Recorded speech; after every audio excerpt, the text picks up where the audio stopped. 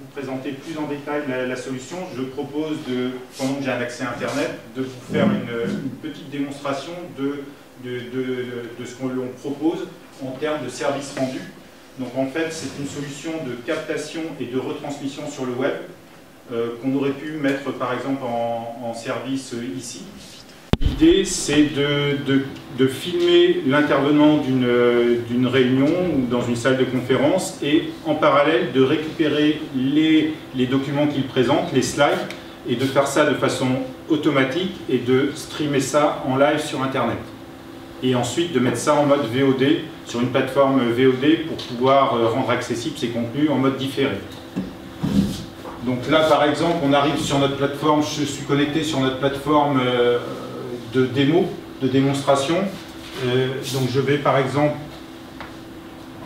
chercher, donc il y a un petit moteur de recherche, je vais chercher par exemple les conférences qui ont été faites autour de Python. Donc on avait sponsorisé l'événement, on prétend le matériel et en fait, alors comment ça se fait que je ne suis pas en pleine page? C'est pas grave. Et donc je vais lancer, je ne sais pas si vous voyez bien. Donc en fait, quand on se connecte sur notre plateforme, on cherche des contenus et en fait, on va par exemple accéder à ce type d'événement. Donc c'était une conférence autour des développements Python qui ont été faites par des non-professionnels, hein, je tiens à préciser ce point-là. Et donc vous arrivez sur cet événement et vous pouvez le visualiser. Donc chaque utilisateur va pouvoir le visualiser au format qu'il souhaite. Donc mettre son contenu, juste la slide et avoir le son. Ou alors mettre par exemple la vidéo en tout petit et la slide en grand. Donc chacun le regarde comme il veut, au format qu'il veut. Ça peut être un simple screencast, ça peut être que la vidéo, petit slide en petit, vidéo en grand. Et on va visionner l'événement. Et donc de façon... voilà. Donc là on a le son. Okay. My name is Nicole and I'm here today to talk to you about the Warehouse project, which is the future of the Python packaging index. So, oh, my slide's not advancing. Voilà, donc ensuite je vais pouvoir naviguer dans l'événement. So as I said, my name is Nicole, I'm a UI designer and a web developer. I work with a company called PeopleDoc. I'm Australian, I'm a member of the Python Packaging Authority and the Python Packaging Working Group. So I'll explain what those two things are very soon. A member of the Python Packaging Authority and the Python Packaging Working Group. So I'll explain what those two things are very soon. So as I said, my name's Nicole, I'm a UI designer and a web developer. I work with a company called PeopleDoc.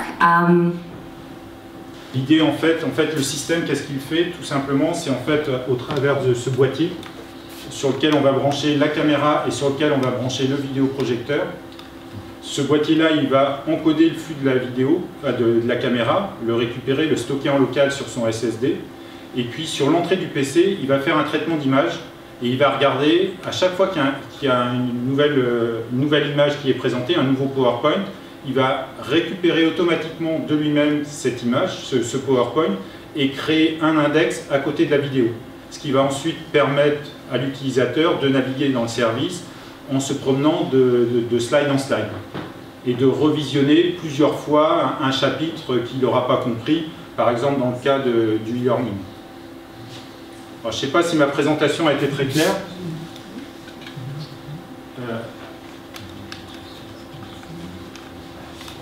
Donc là, je sélectionne. I'm the author of Introduction to Django, which is an O'Reilly screencast, a video tutorial. And most relevantly for this presentation, I am a member of the Python Packaging. Most relevantly for this presentation, I am a member of the Python Packaging Authority and the Python Packaging Working Group. So I'll explain what those two things are very soon. So briefly, I wanted to start by explaining what Python packaging looks like today, not from a technical perspective, but from an organizational perspective. So who's working on Python packaging at the moment? And donc voilà pour la présentation du service. Donc en fait, ce qu'il faut retenir par rapport à cette solution, c'est que c'est quelque chose de très simple à utiliser et d'automatique. Donc c'est pas, il y a juste un bouton on/off donc à actionner. Et puis ensuite, le boîtier, donc via une interface de pilotage très simple qui peut être soit à partir du téléphone ou du PC, on va lancer un ordre d'enregistrement de l'événement, arrêter l'enregistrement, et le contenu qu'on va appeler Rich Media, donc du contenu vidéo synchronisé avec des slides, va être poussé automatiquement donc, sur la plateforme sur laquelle je viens de me connecter, et sera ensuite accessible à tous les utilisateurs à qui j'aurai donné les droits d'accès. Donc ça, c'est particulièrement bien adapté pour de la formation à distance, pour de l'événementiel. Typiquement, cet événement, on aurait pu imaginer en fait que ce boîtier-là soit utilisé, soit branché sur une caméra, soit branché sur le vidéoprojecteur, et de lui-même, il aurait produit ce format-là. Et à la fin de l'événement, on aurait pu lui dire, bien, tu enverras ça sur la plateforme de VO-Labs ou sur une autre plateforme, et tu rendras accessible ces contenus à tout le monde, par exemple. Donc quelque chose de très simple. C'est vraiment la force du produit, sachant qu'une autre particularité, c'est en fait d'avoir développé toute la partie back-office, donc la partie OpenVO, donc en mode complètement open source. Donc on est dans une logique open source, collaborative, et on a publié l'ensemble de nos développements logiciels qui sont accessibles sur notre site web VO-Labs, sur un GitHub. Et dernier petit point, on est très fiers de ce produit, puisqu'en fait on a démontré qu'en Bretagne on est capable de faire des produits hardware et de développer des boîtiers de ce type-là. Donc là, la carte, en fait, nous on l'a designée, c'est une carte VO-Labs. On l'a fait produire chez Adex à Saint-Dominique, donc juste à côté de Rennes.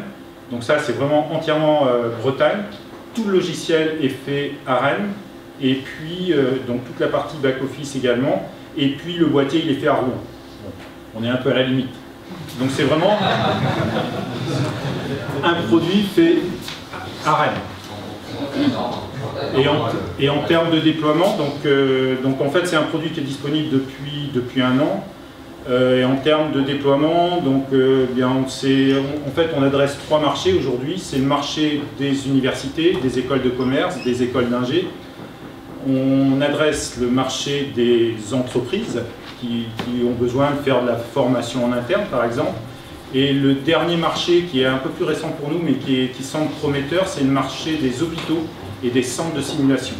Donc en fait, dans les hôpitaux, ils ont mis en place des mannequins, enfin des centres des salles de simulation. Donc une salle de simulation, c'est un mannequin, 10 minutes, non 13 minutes. Oh, c'est bon, large. Donc en fait, dans les salles de simulation, on retrouve des mannequins, on retrouve des écrans de contrôle au niveau des mannequins. Et puis derrière, en fait, on va retrouver dans cette salle 3-4 apprenants. On va mettre 2, 3, 4 caméras qui vont filmer l'intervention avec différents angles, et le système va enregistrer automatiquement les flux des différentes caméras, les écrans de monitoring, avec l'aide d'un médecin qui sera souvent derrière un écran sans teint. Donc on va taguer les événements importants de la simulation. Donc le médecin de temps en temps va appuyer sur un bouton en disant ça c'est un événement important, ça s'est bien passé ou mal passé. Cet événement va être retransmis en live dans une salle de débriefing, où là on va retrouver énormément d'étudiants qui ne peuvent pas être installés dans la même salle. Donc ils vont pouvoir visionner en live l'événement, et ensuite en mode VOD. Donc les apprenants vont passer dans la salle de débriefing, et avec l'aide du médecin, ils vont revisionner très rapidement l'événement en allant de tag en tag, pour regarder ce qui s'est bien passé et mal passé.